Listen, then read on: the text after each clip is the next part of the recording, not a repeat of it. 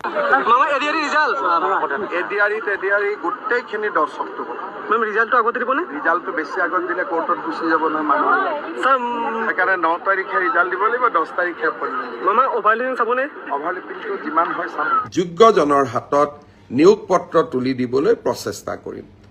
10 অক্টোবৰৰ দিনটোতে আমি post graduate teacher, graduate teacher, LP, ME শিক্ষক আৰু স্বাস্থ্য বিভাগৰ বিভিন্ন পৰীক্ষাত উত্তীৰ্ণ হোৱা আৰু এডিআৰিৰ পৰীক্ষাত উত্তীৰ্ণ হোৱা এই আটাইসকলকে একেলগে খানাপাৰা ফিল্ডলৈ মাতি আনি আমি নিযুক্তি পত্ৰ আগবঢ়াম।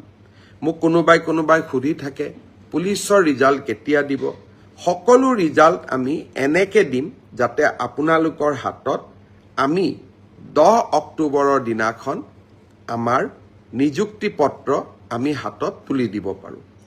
বহুতে মোক সুধিছে যে এডিআৰিৰ নতুন এডভাৰটাইজ কেতিয়া হ'ব, পুলিচৰ নতুন এডভাৰটাইজ কেতিয়া হ'ব। মই আশা কৰোঁ অক্টোবৰ মাহত নিযুক্তি পত্ৰ দিয়াৰ পিছতেই আমি নৱেম্বৰ মাহত নিশ্চয় আকৌ চৰকাৰী চাকৰিৰ বিজ্ঞাপন দিবলৈ সক্ষম হ'ম। এই কৰ্মচাৰীসকলক সকাহ দিয়াৰ ক্ষেত্ৰত শদিয়াৰ পৰা ধুবুৰীলৈ আমি সকলোতে চৰকাৰী চাকৰিত যোগদান কৰিব লাগে। পিছত ট্ৰেন্সফাৰৰ কাৰণে আমি বিভিন্ন ধৰণে প্ৰচেষ্টা চলাওঁ আৰু সেই প্ৰচেষ্টা চলাওঁতে বহুজনে ঘোষ আদিও দিব লাগে বুলি, উপঢৌকন আদি দিব লাগে বুলিও আমি বিভিন্ন সময়ত শুনা পাওঁ।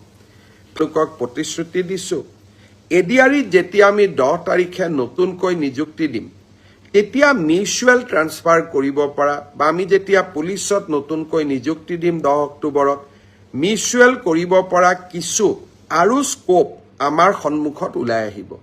লগে লগে নৱেম্বৰ মাহত আমি আৰু এবাৰ মিউচুৱেলৰ পৰ্টেলটো মুকলি কৰি দিম যাতে আপোনালোকে চৰকাৰৰ নিৰন্তৰ স্বচ্ছতা আৰু চৰকাৰৰ ইতিবাচক পদক্ষেপসমূহত ভাগ ল'ব পাৰে।